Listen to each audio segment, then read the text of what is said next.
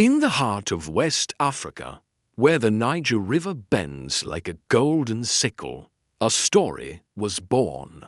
A story that would echo through centuries.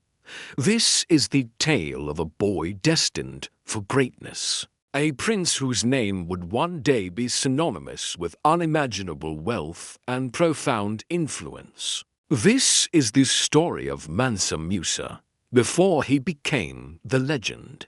Long before his famed pilgrimage to Mecca. Long before his name was whispered in the markets of Cairo and the courts of Europe. Musa was a child of the Mali Empire, born into the Khita dynasty.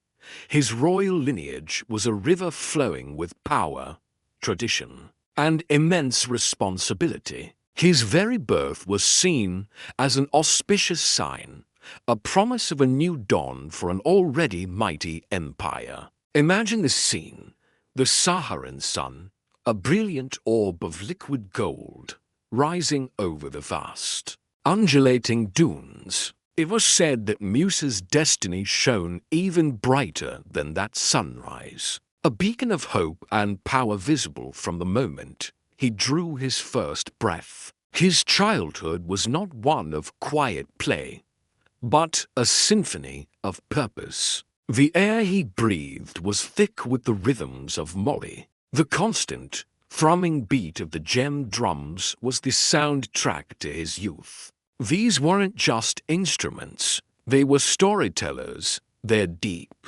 resonant voices echoing through the royal courts and bustling marketplaces, beating out prophecies of the greatness he was destined to embody. Every beat seemed to say his name, to herald the coming of a king who would redefine the very concept of empire.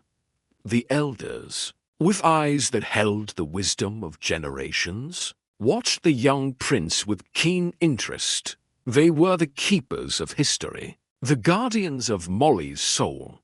As they observed Musa, they saw something special. They whispered among themselves, their voices like the rustling of dry leaves in a harmattan wind. That prosperity itself seemed to follow him. It was as if abundance was his loyal shadow, stretching long and dark across the sun-scorched sands wherever he went. If he walked through a barren field, it was said the next rains would be plentiful. If he visited a struggling village, their fortunes would soon turn. These weren't just fanciful tales. They were beliefs deeply held by people who saw the hand of destiny at work. And what of the boy himself? Musa was not a boisterous or arrogant child, despite his royal status.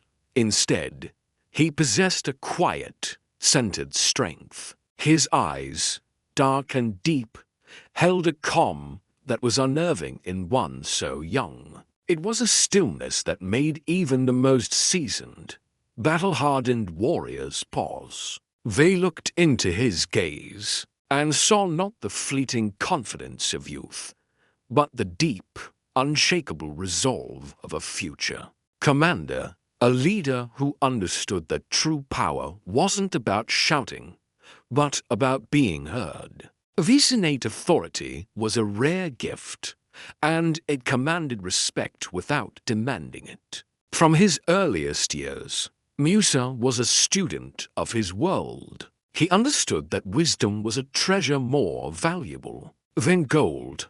He would spend hours, not in idle games, but at the feet of the griots, the living libraries of West Africa. He listened, truly listened, as they recited the epic histories of his ancestors, their voices weaving intricate tapestries of battles won, kingdoms built, and lessons learned. He didn't just hear the words, he absorbed their meaning, committing to memory the triumphs and failures of those who came before him. He also sought out scholars, men of learning who had traveled far and wide, bringing knowledge of mathematics, astronomy, and theology back to the heart of the empire. Musa's mind was a fertile ground, and he planted it with the seeds of knowledge from every source he could find. There was a palpable connection between the young prince and his land. It was said that the very earth of Mali responded to his presence when he stepped onto its warm, red soil. The land itself seemed to hum with promise. The baobab trees seemed to stand a little taller. The waters of the Niger seemed to flow a little stronger. This wasn't magic, but a reflection of the deep bond between a future ruler and his domain. He understood its rhythms, its needs, and its immense potential. He saw not just a territory to be ruled, but a living, breathing entity to be nurtured and cherished. The royal advisors, astute men who had served his predecessors, saw in Musa a rare and perfect combination of qualities. They saw the discipline of a soldier, forged through rigorous training in archery, horsemanship, and strategy. They saw the compassion of a father, evident in his interactions with the common people, his genuine interest in their lives and struggles, and they saw the ambition of a conqueror, not a hunger for mere conquest, but a burning desire to see Mali reach its zenith, to become the greatest empire the world had ever known. This balance was the hallmark of a truly great leader, and they knew they were witnessing its emergence. The entire Mali Empire seemed to hold its breath in anticipation. From the salt mines of Tagaza in the north to the gold fields of Bambuk in the south, a feeling of expectation rippled through the land. The people, the warriors, the merchants, the scholars, they all felt it. A leader was rising.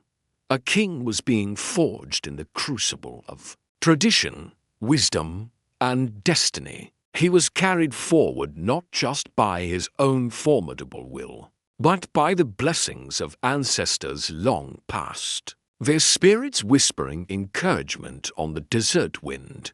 The dawn was breaking, and the world would soon know the name of Mansa Musa. His story isn't just about gold.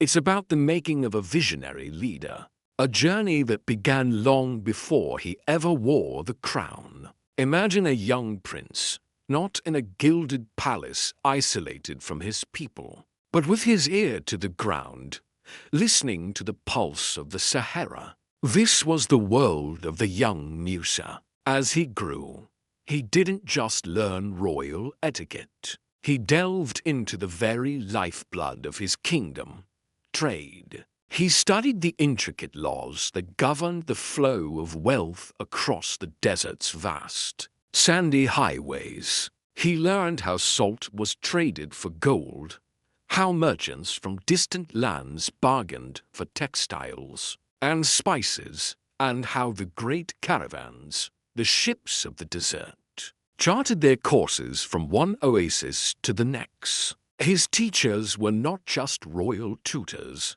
They were seasoned merchants, grizzled caravan leaders, and wise elders who understood the delicate dance of supply and demand. They saw in Musa a rare quality, an unshakable patience. He could sit for hours, absorbing complex economic theories, his mind as sharp as a finely honed blade. He wasn't just memorizing facts. He was understanding the soul of commerce, realizing that the prosperity of a kingdom was woven from thousands of individual threads of trade. This deep understanding of economics would become the bedrock of his future reign. But power, Musa learned, was not built on wealth alone. True strength required a mastery of diplomacy. He absorbed lessons on how to be firm without being tyrannical, and how to show mercy without appearing weak. He learned that a king's word was his bond, and that alliances were as valuable as any gold mine. This wasn't just about courtly politics. It was about understanding people. To truly know his empire, Musa traveled.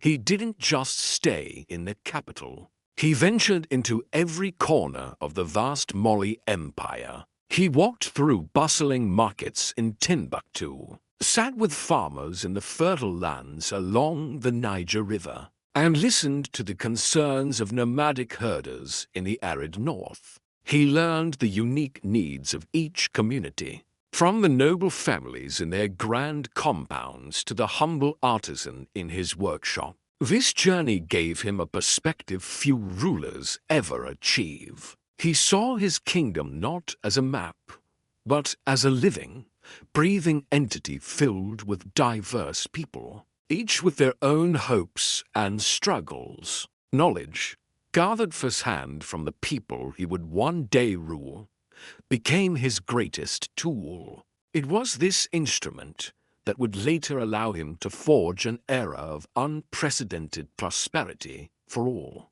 Even as a prince, Musa carried himself with a quiet dignity. There was no arrogance, no loud proclamation of his status. Instead, he possessed a calm confidence that naturally drew people to him. When he spoke, people listened, not because they had to, but because they felt seen and understood. His presence was reassuring, making people trust him without a second thought. In the quiet moments, gazing out at the calm desert horizon, a vision began to form in his mind. It was a vision for Mali's future, as bright and clear as a rising moon. A future where his empire would shine as a beacon of culture, knowledge, and prosperity for the entire world. The foundation was laid. The prince was ready. The moment of transition arrived.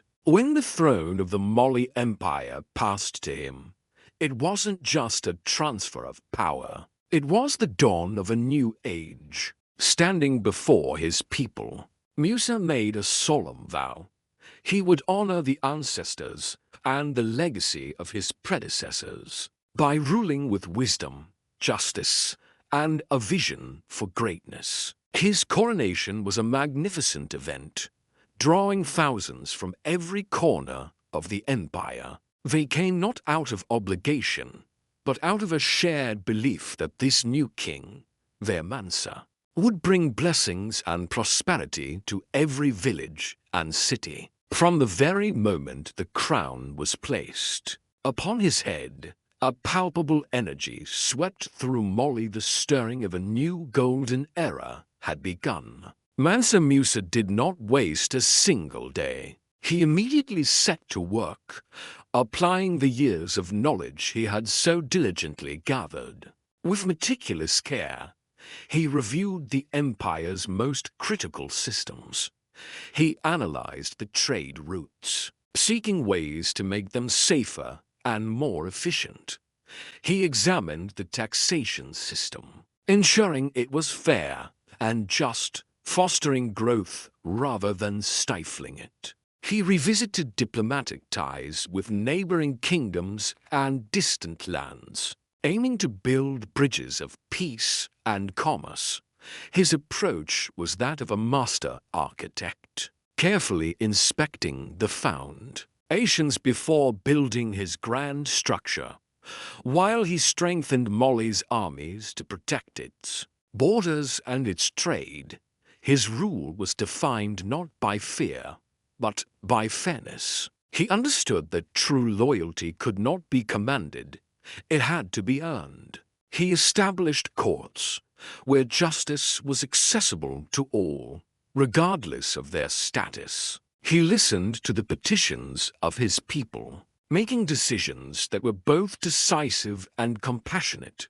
This approach fostered a deep sense of stability and security throughout the empire. People knew their king was not a distant tyrant, but a leader who listened. The effects of his early reforms were swift and profound. Under his guidance, wealth began to flow through the empire. Like a mighty river, nourishing every part of its domain, cities like Timbuktu and Gao buzzed with activity, their markets overflowing with goods from across the known world. Gold from Mali's mines fueled a vibrant economy. But it was Musa's wise management that ensured this wealth benefited the entire population, funding schools, mosques, and public works. He quickly became more than a king. He became a symbol of stability, prosperity, and hope. Before him, the future of Mali stretched out like an endless expanse of glittering golden sand, ready to be shaped by the hands of its visionary leader. The world was about to learn the name Mansa Musa. Mansa Musa, a man whose wealth was so immense, it's almost impossible to calculate. But his story is about so much more than just gold. It's about vision, faith, and a legacy that literally changed the map of the world. Mansa Musa wasn't born into a world of established global trade routes like we know today. He inherited a powerful kingdom, yes, but he had a vision to make it the center of the world. His genius was in understanding the power of commerce. He didn't just sit on his empire's vast gold reserves. He put them to work. He invested heavily in trade, transforming the Mali Empire into a bustling economic powerhouse. Imagine this: colossal caravans, sometimes thousands of camels strong, trekking across the immense Sahara Desert. These weren't just any caravans. They were arteries of wealth, pumping life into the empire. Under Musa's carefully crafted laws, they carried precious cargo. From the north came giant slabs of salt, a commodity so valuable in the desert it was sometimes traded for its weight in gold. From the south, of course, came the gold itself, endless quantities of it, pure and gleaming. But it wasn't just raw materials. These caravans also transported exquisite fabrics, hand-dyed textiles that were desired in markets far and wide, and perhaps most importantly, books. Knowledge, science, poetry, and religious texts traveled these same routes, turning Mali into an intellectual hub. Mansa Musa was a master negotiator.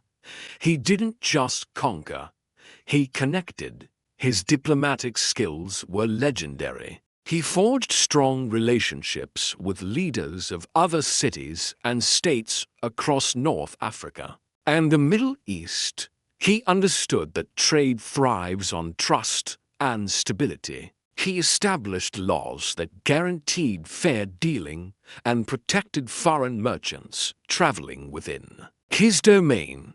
This reputation for fairness was like a magnet. Traders who had once feared the long, perilous journey across the Sahara now flocked to Mali's markets, knowing they would be treated honorably and their investments would be secure. Cities like Timbuktu and Gao, once remote outposts, blossomed into thriving cosmopolitan centers of commerce and learning. From the dusty desert camps to the bustling river docks along the Niger River, you could hear a symphony of different languages. Merchants from Egypt, Morocco, and even as far as Venice shared stories and struck deals with local traders. This wasn't just a one-way street.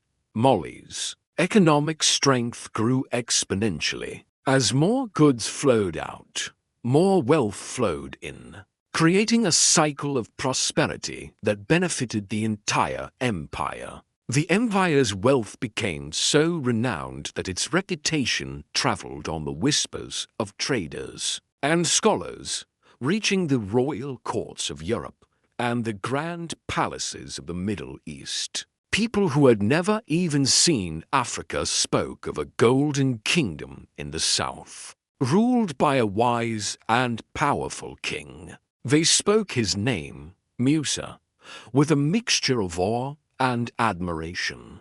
A king who didn't just hoard wealth, but made prosperity flourish for his people. His leadership was the spark that ignited Mali's golden age.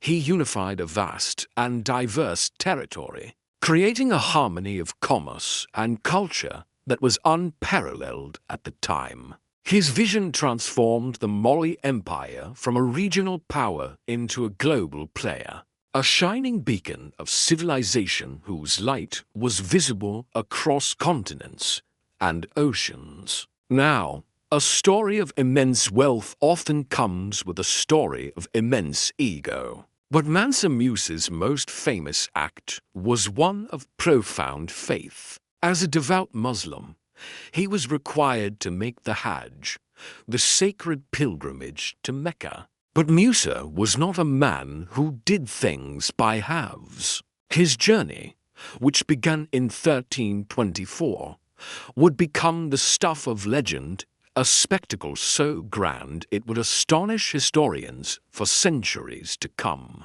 He didn't travel alone. He embarked on this spiritual journey with an entourage that was, for all intents and purposes, a moving city. Chroniclers of the time report that his procession included up to 60,000 people. Imagine that. Tens of thousands of soldiers, officials, entertainers, merchants, and servants, all marching across the Sahara. The caravan itself stretched for miles, a shimmering river of humanity, and animals flowing across the dunes. And every single person, from the highest-ranking general to the most humble servant, was dressed in the finest silks and brocades. And then there was the gold. Oh, the gold! Reports say he brought with him over 100 camels, each loaded with 300 pounds of pure gold dust. This wasn't for trade, this was for charity. It was a demonstration not just of his wealth, but of his piety and generosity. As his massive caravan moved through cities like Cairo, the capital of the Mamluk Sultanate in Egypt, Mansa Musa gave alms with an open hand. He handed out so much gold to the poor, to the mosques, and to the local officials who greeted him that he single-handedly disrupted the entire regional economy. The sudden, massive influx of gold caused its value to plummet in Cairo, and it took the city's markets over a decade to recover from this incredible act of generosity. The world had never seen anything like it. Here was a king from a land many considered remote and mysterious, yet his riches seemed to dwarf those of any other ruler on earth. But what truly stunned the chroniclers and historians who recorded his journey was the man himself. Amidst all this unimaginable splendor, Musa remained humble. He engaged in scholarly discussions. He prayed devoutly, and he showed respect to all he met. His incredible wealth wasn't a tool for arrogance. It was a means to fulfill his spiritual duty and to show the world the greatness of his empire and his faith. His kindness and humility were as legendary as his gold. This pilgrimage did more than just fulfill a religious obligation. It put Mali, and by extension, West Africa, firmly on the world map, literally. European cartographers, hearing the tales of the Golden King, began to depict Mansa Musa on their maps, often showing him seated on a throne, holding a golden nugget. His journey reshaped global perceptions and economies. It cemented his name in history not just as the richest man who ever lived, but as one of the most generous, devout, and revered rulers the world has ever known. His story is a powerful reminder that true wealth isn't just what you have, but what you do with it.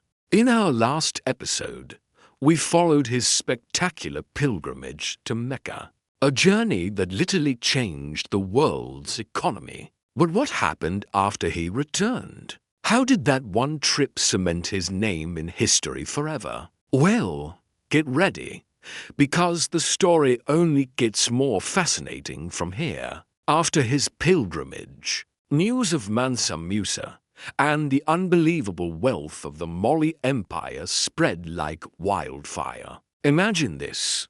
In an era without social media or instant news, tales of this West African king and his mountains of gold traveled across deserts and seas, reaching the ears of merchants in Cairo, scholars in Baghdad, and even kings in Europe.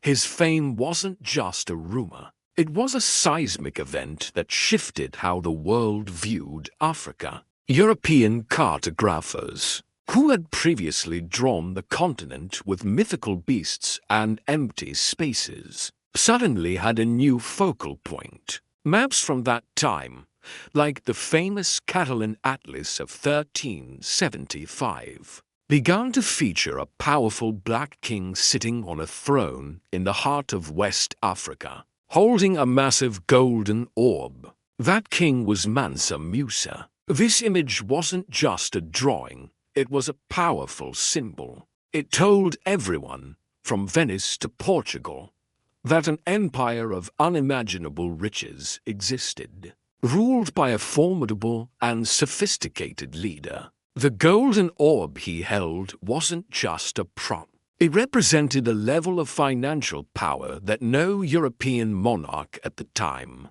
could even dream of matching. This newfound fame had a profound impact. Mali was no longer a distant, mysterious land. It was now a global superpower. Scholars, architects, poets, and scientists from across the Islamic world and beyond were drawn to Musa's empire. They traveled immense distances, hoping to gain a position in his flourishing court, attracted not just by the promise of wealth, but by the vibrant intellectual and cultural atmosphere he was cultivating. Musa was a shrewd diplomat. He used his fame and resources to forge international relationships, sending ambassadors to other powerful states and negotiating trade agreements that elevated Mali's influence on the world stage. He wasn't just giving away gold. He was building bridges, creating alliances, and positioning his empire as a key player in global politics. His generosity, which we saw on his pilgrimage, became the stuff of legend. Tales of his lavish gifts were shared in royal courts and marketplaces from North Africa to the Middle East. People spoke of a king so rich that he considered gold to be as common as dust. This reputation transformed Mali into a beacon of prosperity. It became a destination, a place respected and admired on every major trade route. Caravans that once skirted the region now aimed directly for it, eager to do business with the empire of the Golden King. Mansa Musa's name alone carried an authority that transcended borders, languages, and cultures. For the first time, the world at large understood that West Africa was not a periphery, but a center of immense riches, sophisticated governance, and brilliant cultural achievement. But Mansa Musa's ambition went far beyond just being known as the richest man in the world. He understood that true greatness, a lasting legacy, wasn't built on gold alone. It was built on knowledge, culture, and faith. When he returned from his pilgrimage, he brought with him not just new ideas, but also some of the most brilliant minds of his time including the renowned architect and poet from Andalusia, Abu Ishaq al-Sahili. Musa had a vision to transform his cities into world-class centers of learning and architecture. And his primary focus was a city that would soon become legendary in its own right, Timbuktu. With the seemingly limitless resources of his empire at his command, Musa initiated one of the most ambitious building programs the world had ever seen. He poured wealth into constructing magnificent mosques, sprawling universities, and vast libraries. Timbuktu, once a simple but important trading post on the edge of the Sahara, began to blossom into a scholarly paradise, a city where the pursuit of knowledge was valued above all else. Under Musa's patronage, the legendary Jingaba Mosque rose from the desert sand. Designed by al-Sahili, this grand structure was an architectural marvel, made from earth, straw, and wood, yet built to last for centuries. It became the heart of the city's spiritual and intellectual life, a testament to Musa's devotion and his vision for a new kind of empire. But the buildings were just the beginning. Musa's true investment was in people and ideas.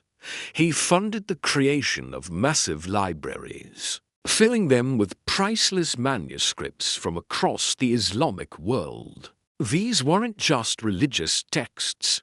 They contained the accumulated knowledge of the age in science, mathematics, astronomy, law, and philosophy. Timbuktu's libraries became a repository of human wisdom, attracting scholars and students. Like a magnet, people traveled for months, crossing continents, just for the chance to study at the University of Senkor and other learning centers in the city. They came from Fez, Cairo, and even further afield, seeking the enlightened teachers and the unparalleled intellectual resources that Mali now offered. Timbuktu became a jewel of the intellect, shining as brightly as the gold in Musa's treasury.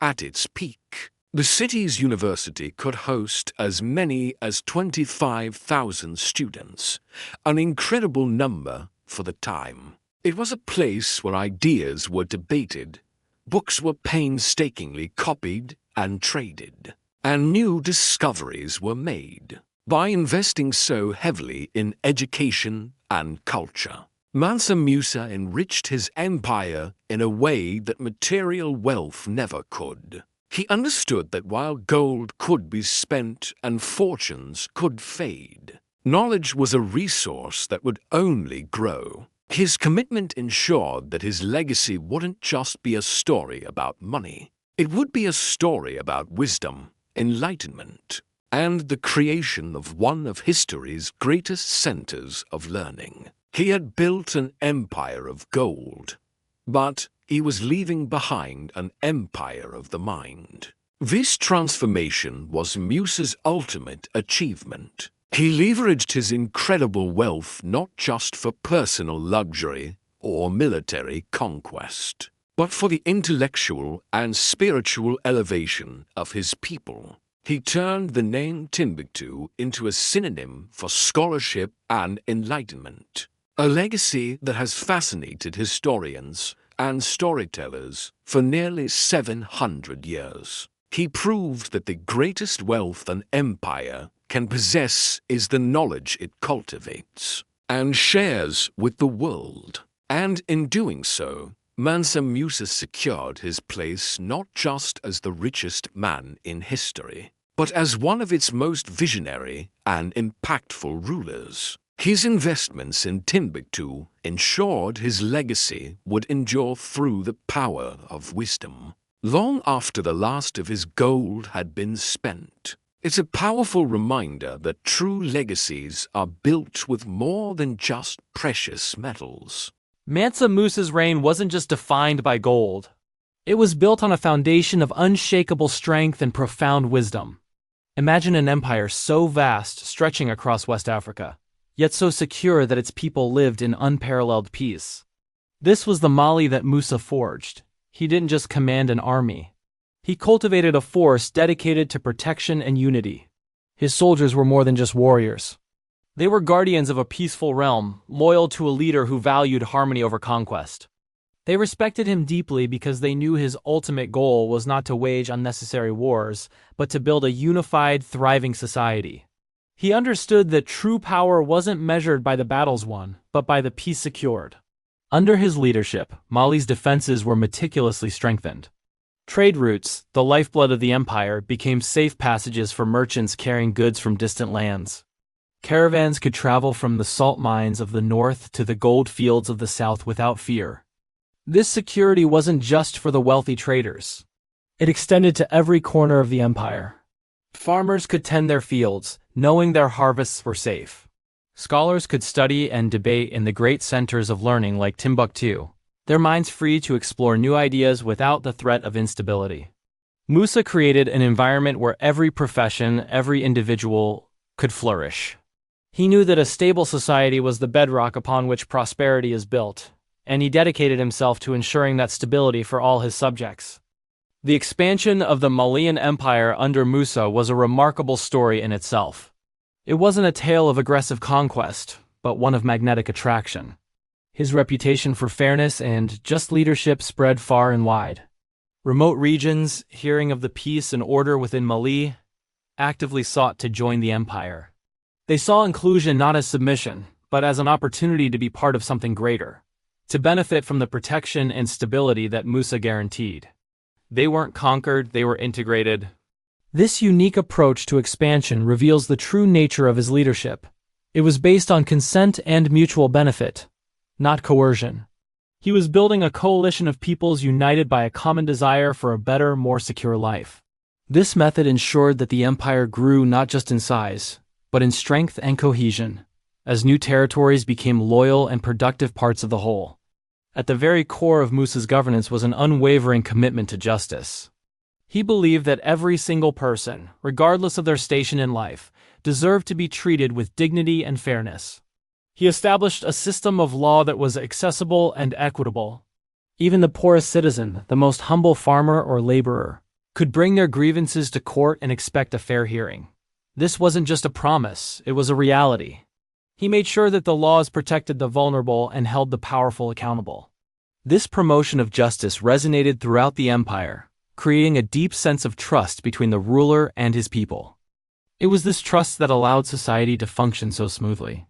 People knew that their rights were protected, that their property was secure, and that they lived under a ruler who genuinely cared for their well-being. This sense of security is what transformed Mali from a mere collection of territories into a true, unified nation. Mansa Musa was a visionary organizer, a master architect of empire. He implemented a series of brilliant administrative reforms that brought unprecedented order and efficiency to his vast domain. He understood that a large empire could easily collapse under its own weight, without a strong, organized structure. So, he divided the empire into provinces, each governed by a loyal official who reported directly to him. This decentralized system allowed for effective local governance while maintaining central control. He standardized systems of weights, measures, and currency which streamlined trade and economic activity across the empire. These reforms were not just about control. They were about creating a predictable, stable, and prosperous environment where everyone knew the rules and could thrive within them. Mali became a model of effective governance, admired by its neighbors and studied by future leaders. It was a masterpiece of order and harmony, a testament to Musa's genius for statecraft. The result of this stability and organization was a flourishing of communities. Towns and cities grew, connected by a network of safe and well-maintained roads. This infrastructure was crucial, as it allowed for the easy movement of people, goods, and ideas.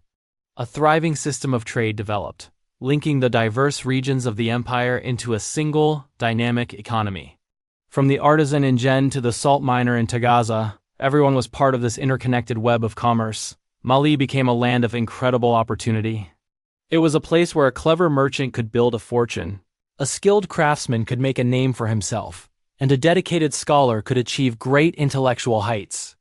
It was a society where hard work and talent were rewarded, where anyone, regardless of their background, could prosper under the fair and balanced leadership of Mansa Musa. He had created not just an empire, but a vibrant civilization. In the end, it was Mansa Musa's balanced approach that made the Malian Empire a masterpiece. He was a powerful military leader who preferred peace. He was a shrewd administrator who governed with a just and compassionate heart. He expanded his empire not through force, but through the power of his reputation. This delicate balance of strength, justice, and wisdom created a golden age for Mali. The empire was not just wealthy and powerful. It was orderly, harmonious, and admired throughout the known world. He demonstrated that true leadership is about more than just accumulating power. It's about using that power to build a better, more just, and more prosperous world for everyone. Now let's turn to a side of Mansa Musa that is just as legendary as his wealth, his heart of unmatched generosity. For Musa, wealth was not something to be hoarded in a treasury. He believed prosperity was like water; it had to circulate to bring life. It was a resource to be shared, to flow through the empire and nourish every part of it. He shared his immense fortune freely, not out of a sense of obligation, but from a deep-seated belief that it was his duty as a leader to uplift his people. This philosophy of giving was at the very center of his reign, shaping his policies and defining his legacy as one of the most benevolent rulers in history. His generosity was most visible during times of hardship. When drought struck a region and crops failed, Musa was there. He funded massive relief efforts, distributing food and essential supplies to ensure that no one went hungry. He provided funds to build shelters for those who had lost their homes. He ensured that even in the toughest of times, no citizen of his empire felt abandoned or alone. This wasn't just charity. It was a fundamental part of his social contract with his people. He saw their well-being as his personal responsibility. His actions during these crises solidified his reputation as a true father to his people, a king who cared deeply for the welfare of every single subject, from the richest merchant to the poorest farmer. Musa's legendary generosity wasn't confined to the borders of the Malian Empire. His famous pilgrimage to Mecca is the most stunning example of this. As he traveled through Cairo and other great cities, he gave away so much gold that he reportedly disrupted the local economies for years. But his intention wasn't to show off his wealth. It was to share it. His charity reached distant lands and left an indelible impression on everyone he met. Leaders and rulers from other kingdoms heard tales of his open-handedness and were inspired. He taught the world a lesson in generosity, demonstrating that a ruler's greatness could be measured not by what he kept, but by what he gave away. His example resonated across cultures, shaping perceptions of what a truly noble and powerful king could be. At the heart of this incredible generosity was a profound spiritual belief. Mansa Musa viewed his immense wealth not as a personal possession, but as a sacred trust. He believed that God had placed this fortune in his hands for a purpose, to be a steward for his people and for humanity. This perspective completely changed his relationship with money. It wasn't something to be selfishly enjoyed. It was a tool for doing good, a means to an end. This spiritual conviction gave his generosity a depth and sincerity that was unmistakable. He wasn't just giving away gold. He was fulfilling what he saw as his divine duty. This sense of sacred trust is what made his giving so consistent, so vast, and so impactful. The stories of his kindness traveled far and wide, carried by the merchants, scholars, and pilgrims who passed through his empire. Travelers who experienced the warmth and hospitality of Mali spoke of the king's character long after they had left its borders. They described a land that was not only rich in gold but rich in spirit, a place where visitors were welcomed with open arms and treated with dignity. This reputation for kindness and hospitality became one of Mali's greatest assets, attracting even more people to its cities and further boosting its vibrant cultural and economic life. Musa's personal character was reflected in the character of his empire, creating a warm and welcoming image that endured for centuries. More than just giving away money, Mansa Musa actively worked to uplift entire communities. He funded the construction of mosques, universities, and libraries, most famously in Timbuktu and Jem. He invested in infrastructure that would benefit everyone, creating a lasting legacy of public works. His actions were guided by a deep sense of compassion, a desire to build a society where every individual had the opportunity to live a life of dignity and purpose. He shaped a culture where helping others was not just encouraged but celebrated. Giving became a core virtue, woven into the very fabric of Malian identity. He led by example, and his people followed, creating a society known for its collective spirit of generosity and mutual support. Ultimately, Mansa Musa's generosity became a timeless lesson, a story that has echoed across the centuries. It's a powerful reminder that true wealth lies not in what we accumulate, but in what we share. His legacy challenges the notion that power and wealth must lead to greed and corruption.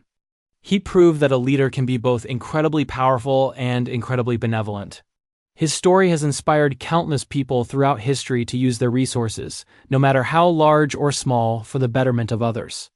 The tale of the Golden King who gave so freely is more than just a historical account. It's a moral lesson, a beacon of enlightened leadership that continues to shine brightly, reminding us of the profound and lasting impact of a generous heart. Have you ever wondered what it takes to build a legacy that lasts for centuries? Not just a kingdom of gold, but a nation built on wisdom, justice, and a vision for the future. To uncover the story of Mansa Musa, the legendary ruler of the Mali Empire, and explore how he created a legacy that still echoes through history. This isn't just a tale of unimaginable wealth. It's a blueprint for lasting greatness. Let's start with the foundations. A legacy isn't built on gold alone.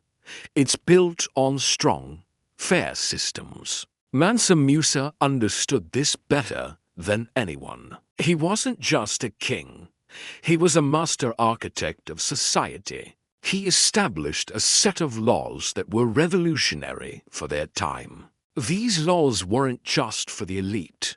They protected everyone, from the merchants crossing the vast Sahara to the farmers tending their fields along the Niger River. Artisans, scholars, every member of society had a place and was protected. Think about the sheer scale of the Mali Empire. It stretched across thousands of miles. How do you ensure fairness in a domain so vast? Musa's genius was in standardization. He created uniform rules for trade, which meant that a transaction in a bustling city like Timbuktu was just as fair as one in a remote desert market. This wasn't just about ethics. It was smart economics. It built trust, and trust is the currency of any thriving economy. Merchants knew they wouldn't be cheated, which encouraged more trade and brought even more prosperity to the empire. But what did he do with all that wealth? This is where Musa's foresight truly shines. He didn't just hoard it or spend it on personal luxuries. He invested it back into the empire's infrastructure. He funded the construction of magnificent mosques, libraries, and universities. He shaped cities like Timbuktu and Gao into architectural marvels, centers of commerce and culture that would continue to thrive long after he was gone. He was building for the generations that would follow, laying the physical groundwork for a future he might not even see. And he knew that physical structures were only half the equation. The true strength of a nation lies in the minds of its people. Musa was a passionate advocate for literacy and education. He believed that an educated populace was the best defense for Mali's greatness. By encouraging learning, he was empowering future generations to understand their history, to innovate, and to guard the empire's values. He didn't just want subjects, he wanted engaged, intelligent citizens. To ensure this knowledge would never be lost, he funded an army of scribes. These scholars were tasked with a monumental job, documenting the history, stories, and wisdom of their time, not just for Mali, but for the world. They preserved knowledge that might have otherwise vanished, creating a library of human experience that connected West Africa to the broader tapestry of world civilizations. Musa's policies were designed to strengthen communities from the inside out. From the fertile banks of the Niger River to the most distant edges of his empire, his reforms created a sense of unity and shared purpose. He showed that the immense wealth of Mali wasn't just for the crown. It was a resource to serve the needs of the present and the dreams of the future. His legacy wasn't just gold. It was the pillars of prosperity, justice, and knowledge that would support Mali's rich cultural growth for centuries to come. Now, imagine an era of such breathtaking prosperity that it literally redrew the economic maps of the world. This was the golden age of Mali under Mansa Musa's guidance, a period of brilliance unmatched by almost any kingdom of its time. The source of this incredible wealth, gold. The mines of the Mali Empire, particularly at Bambouk and Bior, produced gold in such astounding quantities that it became legendary. This wasn't just a trickle of wealth, it was a torrent. When Musa made his famous pilgrimage to Mecca in 1324, he brought so much gold with him that his generosity actually disrupted the economies of the cities he passed through, like Cairo. For over a decade, the price of gold in the Mediterranean plummeted. That's the kind of economic power we're talking about. He put Mali on the map, quite literally. European cartographers began depicting the king of Mali on their maps, holding a golden nugget, a symbol of this distant, fabulously wealthy land. Caravans, the lifeblood of the Sahara, moved like steady rivers across the sand, laden with treasures. Gold, salt, ivory, and other precious goods flowed out of Mali, while new ideas, exotic textiles, and intellectual knowledge flowed in. The markets in cities like Timbuktu and Jen were vibrant, overflowing not just with goods, but with a dazzling mix of cultures, languages, and philosophies. They were melting pots of civilization, where a merchant from Venice might rub shoulders with a scholar from Baghdad. This incredible prosperity created an atmosphere of stability and security. And where there is stability, culture flourishes. The empire became a magnet for the brightest minds of the age. Artists, architects, poets, and scholars were drawn to Mali, knowing it was a place where their talents would be valued and rewarded. Musa famously brought back the Andalusian architect Abu Ishaq al-Sahili, who introduced new building techniques and designed iconic structures, including the legendary Djingaba Mosque in Timbuktu. Mali became the undeniable heart of West African wealth, power, and culture. Its influence radiated outward, admired and respected by its neighbors, and even by distant European kingdoms. But what made this golden age so special was the man at its center.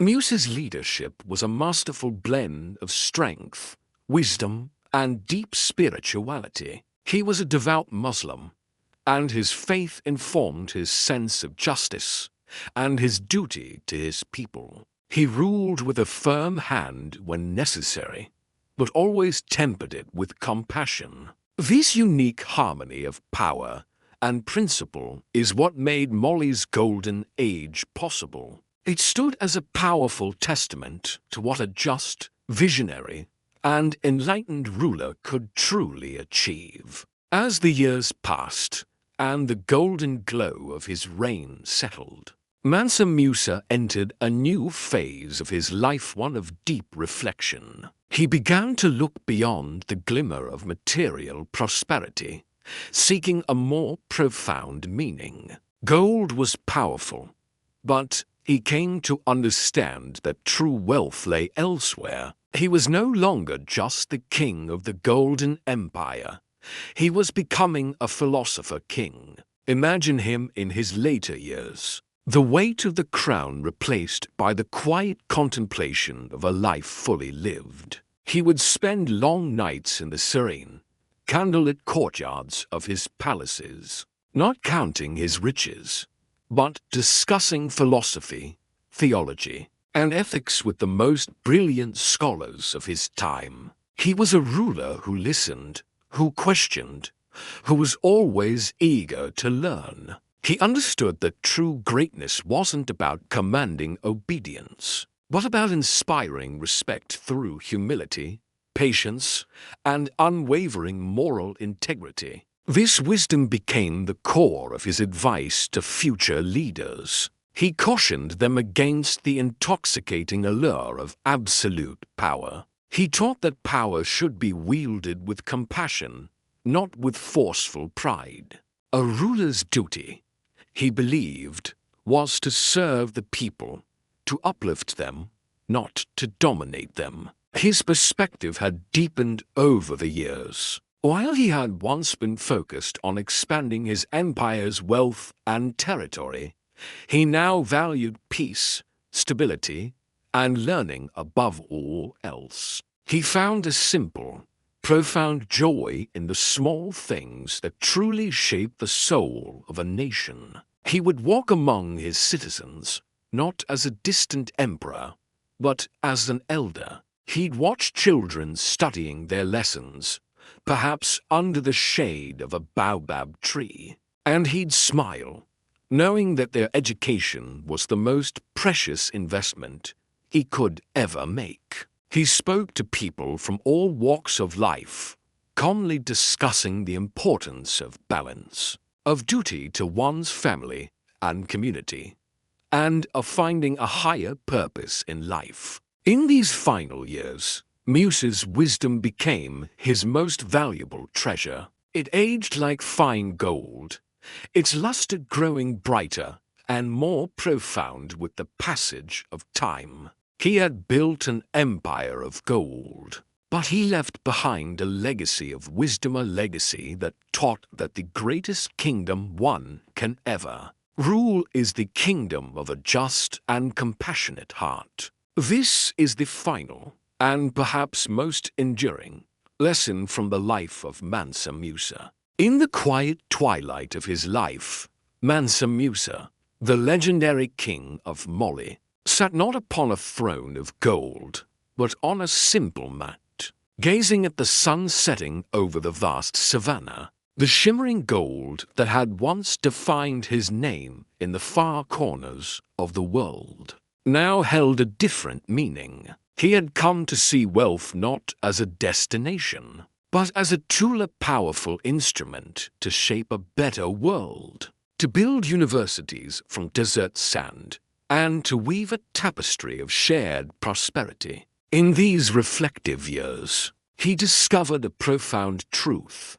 A peaceful heart held more value than all the vaults filled with glittering ore. The clinking of coins was a fleeting sound, but the warmth of friendship, the unwavering bond of loyalty, and the light of knowledge were treasures that time could never tarnish. These, he realized, were the true riches of his kingdom. Musa's philosophy of leadership had evolved. He taught his children and his advisors a simple, yet powerful lesson: generosity enriches the giver far more deeply than the one who receives it. To give was not to lose something, but to plant a seed of goodwill that would blossom for generations. He understood that history, the ultimate judge of all rulers, would not remember him for the weight of his gold, but for the weight of his character. It was his wisdom, his compassion, and his vision that would be etched into the memory of his people. As he looked out at the natural beauty of Mali, the life-giving Niger River, the endlessly shifting dunes of the Sahara, The star-dusted night skies he felt a connection deeper than any he'd ever had with his material possessions. This land, this vibrant and resilient home, was his greatest inheritance. He found immense joy in the simple moments, in the calm hours spent with his people. He would sit for hours listening to the griots, the storytellers who were the living libraries of their culture. Their tales of heroes, spirits, and ancestors were not just entertainment. They were the threads that kept the fabric of their society strong and vibrant. In these gatherings, surrounded by the laughter of children and the wisdom of elders, Musa found a different kind of wealth. He saw that the richest person isn't the one with the most to keep, but the one with the most to give, the one who uplifts others and helps them find their own strength. This, he knew, was the legacy he wanted to leave behind, a kingdom not just rich in gold, but rich in spirit. As the years advanced, time began to soften the once mighty stride of the king. The fire of his youth mellowed into a gentle, steady warmth. Musa welcomed this new season of life, this quiet approach of old age, with a sense of peace. The relentless drive that had propelled him across deserts and built an empire gave way to a serene stillness. He spent more of his days with his family, his trusted advisors, and the griots, whose presence was a comforting balm. In their company, he was not just a powerful emperor, but a beloved elder, a husband, a father, and a friend. The grand memories of his pilgrimage, of dazzling foreign courts and hard-won triumphs, moved through his mind not as a roaring storm, but like slow, drifting clouds across a tranquil sky, each one a lesson, each one a blessing. One of his greatest sources of pride was Timbuktu. He would often visit the city, not with the grand procession of a king, but with the quiet humility of a scholar.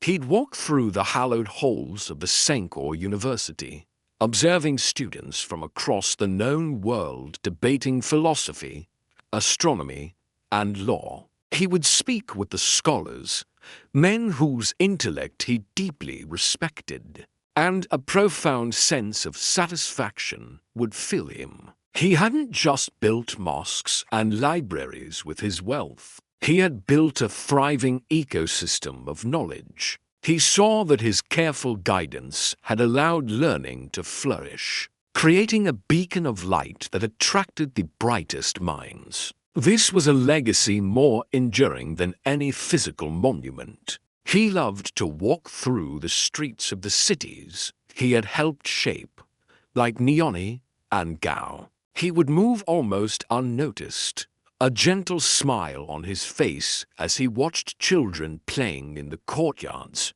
their laughter echoing without a hint of fear or want. This was the peace he had worked for. This was the stability his reign had secured. The sight of a baker sharing bread, of merchants trading fairly, of families living in safety, these were the true indicators of his success. He knew his time on this earth was nearing its end, but there was no fear in his heart.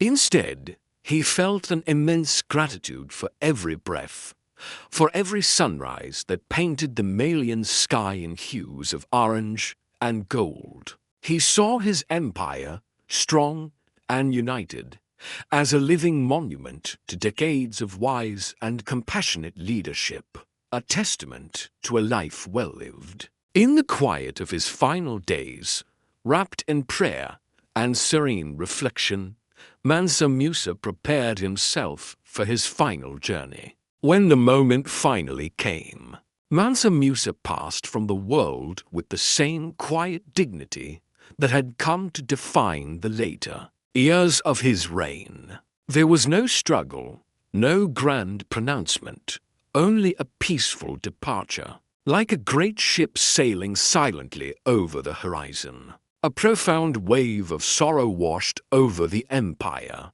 From the bustling markets of Timbuktu to the distant salt mines of Tagaza, the people mourned. They had lost not just a king, but a father, a protector, a guiding light whose vision had illuminated their path for decades. The griots, who had sung his praises in life, now sang soft, mournful elegies. Their voices, filled with sorrow and respect, echoed across Mali's vast deserts, carried on the wind over its wide rivers, and whispered through the corridors of its ancient cities. News of his passing traveled far and wide along the trade routes he had so carefully nurtured. From the courts of Europe to the great cities of the Middle East, leaders who had once been awestruck by his wealth now sent condolences honoring the man himself. They remembered him not for the gold he had spent, but for the wisdom he had shared and the greatness of spirit that had touched all who knew of him. Across Mali, citizens gathered in homes, in mosques, and in public squares. They didn't speak of his riches. They shared stories of his boundless generosity, his unshakable courage, and his incomparable wisdom. They spoke of the time he funded a poor student's entire education, or the time he personally mediated a dispute between two rival villages, bringing peace where there was conflict. In a remarkable display of respect, the vibrant, noisy markets of the empire fell silent. The usual sounds of haggling and commerce were replaced by a quiet reverence. The world's richest ruler was being honored not with ceremony and pomp, but with a stillness that spoke volumes. It was a silence that acknowledged a debt that could never be repaid. The entire nation of Mali, diverse in its peoples and cultures, united as one in its grief. They knew that Mansa Musa had given them a legacy far stronger and more precious than gold. He had given them a shared identity, a sense of pride, and a foundation of knowledge and stability. His passing marked the end of a golden era, but it was also the beginning of an eternal remembrance. The story of Mansa Musa, the wise king, the benevolent leader, the man who learned the true meaning of wealth, would be told forever. The story of Mansa Musa doesn't end with his death. His echo reverberates through the centuries, a testament to a leader whose vision extended far beyond his own lifetime. The manuscripts he gathered and the institutions he built became the bedrock for future generations of scholars. They continued to study, to learn, and to innovate, all within the framework Musa had so carefully constructed. His reforms, particularly in trade, weren't just temporary fixes. They reshaped the economic landscape for generations, influencing kingdoms far beyond the borders of West Africa. The ripples of his policies could be felt across deserts and seas. Maps drawn long after his reign preserved his image, ensuring that future worlds would recognize his almost mythical influence. Cartographers depicted him on their charts, often holding a golden nugget, a symbol of the immense wealth that had captured the world's imagination. Mali's reputation as a center of culture, wealth, and learning endured, built upon the solid foundation Musa established with steady, purposeful hands. This wasn't a fleeting moment of glory. It was a sustainable legacy. Historians, both then and now, praise his pilgrimage to Mecca as one of the most legendary and impactful events in world history. It wasn't just a journey. It was a statement that announced West Africa's arrival on the global stage with undeniable splendor. His cities, like Timbuktu and Gao, remained vibrant centers of education long after he was gone. They continued to produce brilliant thinkers, philosophers, scientists, and theologians whose ideas would go on to change and enrich global culture. Musa's ideals, his vision for a learned and prosperous society, echoed in the tales told by the griots, the traditional storytellers who kept his memory bright and alive. They were the living libraries, ensuring his deeds were never forgotten. As time passed, his legacy didn't fade into obscurity. Instead, it grew, evolving from historical fact into powerful legend. A story of what a truly great leader could achieve. When we talk about Mansa Musa's wealth, we enter a realm that defies modern comprehension. His fortune became the ultimate symbol for abundance, a benchmark that no empire has ever surpassed. To this day, economists and historians debate the exact value of his riches, struggling to quantify a fortune that literally reshaped continents. His spending could cause inflation in entire nations. But to focus only on the gold is to miss the point entirely. His greatest wealth, his most enduring treasure, lay not in the tons of gold he controlled, but in the minds he enlightened and the people he lifted up. His investment was in human potential. Mansa Musa proved that a ruler could be many things at once. He was powerful, yet deeply spiritual. He was wise, yet compassionate. He showed that these qualities were not mutually exclusive, but could exist in harmony, creating a truly enlightened form of leadership. His achievements weren't confined to one area. They influenced cultures, religions, economies, and entire civilizations.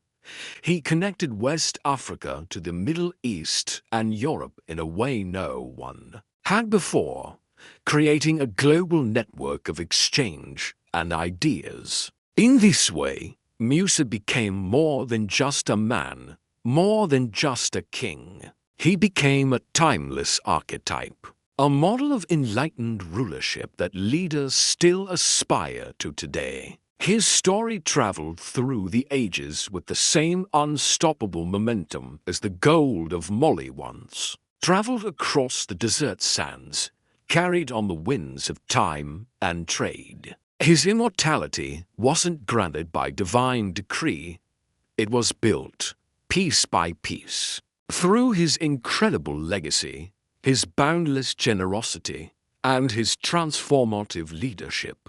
So, what is the eternal truth of Mansa Musa's reign? What can his life teach us, centuries later, in our own complex world? It's a simple yet profound lesson. True richness isn't found in gold or treasure. It lives in wisdom, in justice, and in the selfless act of uplifting your people. His story is a powerful reminder that power without compassion is fleeting. It builds empires of sand that crumble with the first gust of wind. But leadership with integrity, with a genuine concern for others, lasts forever.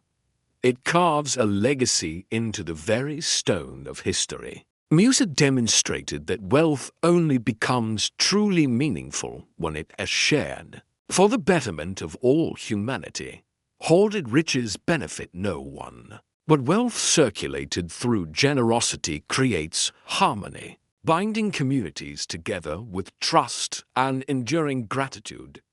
He understood that knowledge strengthens a nation more profoundly than any amount of glittering gold. An educated populace is an empowered one, capable of innovation, progress, and self-governance. Honor and fairness are the tools that carve legacies that outlive time's relentless passage. They are the qualities that people remember, the virtues that inspire stories told for 1,000 years. Ultimately, Mansa Musa proved that a ruler's greatness is measured not by the treasure locked away in their vaults, but by the positive impact they have on the world. His eternal truth shines as brightly today as it did in the 14th century.